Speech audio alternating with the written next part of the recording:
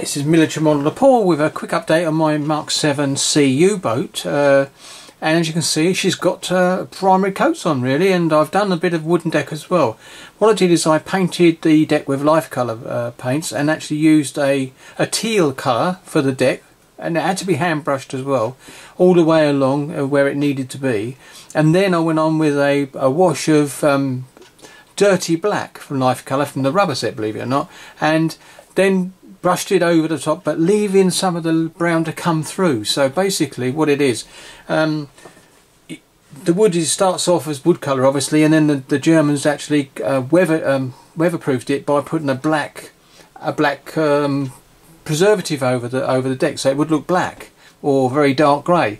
So what I did is I painted the deck colour, the wood colour first, because that's obviously what was on the deck in the first place, and then then painted over with the black.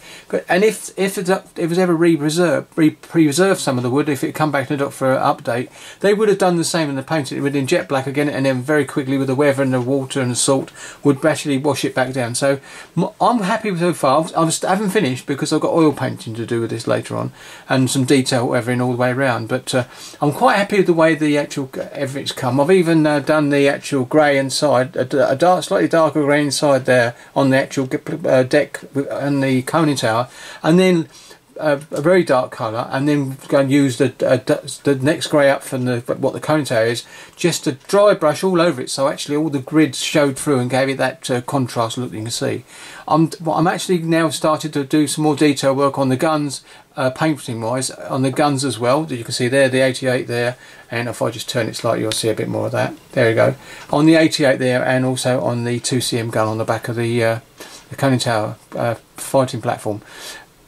Coming on nicely, I'm quite happy with it, and as I said, first time I've masked anything quite so long, and I did a really good job on the back, but I've got very faint lips of grey where it sneaked underneath the masking tape, because I actually did the light colour first and then went in with a dark colour afterwards, so I've done an opposite what some people do. But all I've got to do is I've got a very fine brush and just nip along the line very slowly and knock the slight wave that's on it, and I'll do that before I do anything. Then after I've done all the detail painting inside the conning tower, I shall give the whole lower hull a coat of satin varnish, purely to seal all the paint that I've done in, and also to the conning tower. And when I've done that as well, seal it in, and then go back in with some washes of bits and pieces of rust around the conning tower. I've still got to sort out the lights. We'll make the lights up, the running lights. I've still got to do the perspex for that, but that's not an issue. That can be done right at the end. And I've actually gone around and repainted, hand painted the actual rods on either side for actual, I presume it's to do with pushing off rod at some point. I'm not 100% sure. It could be something to do with helping them undo the actual all the access points all over. I'll just give you a quick run through. I'll zoom back slightly so you can see a bit more of her, and remember which way it went. That's the one. And there she is.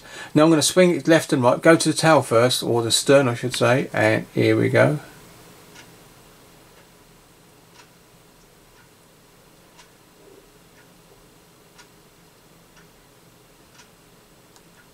And back again. And then go to the bow.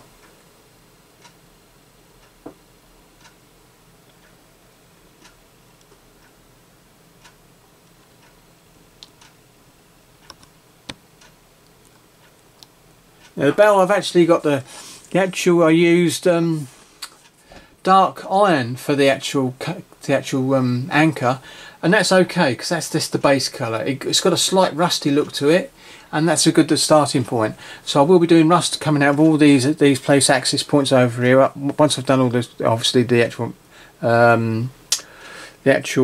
satin varnish, so I can actually muck about with it and it'll protect the paint underneath. The satin varnish will do that. So that really is as far as I've got. So I've got to be now. I won't be in the spray area for a little while because I'm doing a few alterations in that little area, so I can actually get larger models in onto the spray area to make life easier, because I really had no fun at all trying to spray this thing in the spray booth, and that might account for some of these raised bits where I couldn't actually have it sitting like this and spraying as I went. So it could have been that. So it's my fault, because you've got to hold the spray gun or airbrush in a lovely line straight, so it doesn't actually spray up underneath it. It might have just sneaked up here.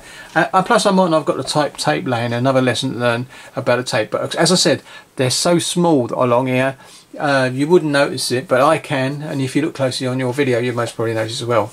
So I'm going to zoom back to the actual forecast, and I'm going to call this my update for my Mark 7 U-boat for now. And then I'm going to zoom back into the actual turning tower. Oops, a bit quick there, that's it, but never mind. Zoom up a little bit more and zoom in a bit more. There you go. So there she is. So thank you very much for watching, and it is a short update. It's just to let you know that I have actually moved on, but it might not move quite so quickly for the next 2 weeks. So then they're not, because of what I want to do spray wise. So I might think about getting my Lexington out for a little while, just to carry on doing some of the detail bits, photo etch parts on that, until I can get that and cover this little I'll go over. So thank you very much for watching again, and as usual, it's an enjoyable kit to do, and I think anyone that builds this kit will actually really enjoy it. So thank you very much, and I'll catch you on the next one. Happy modelling.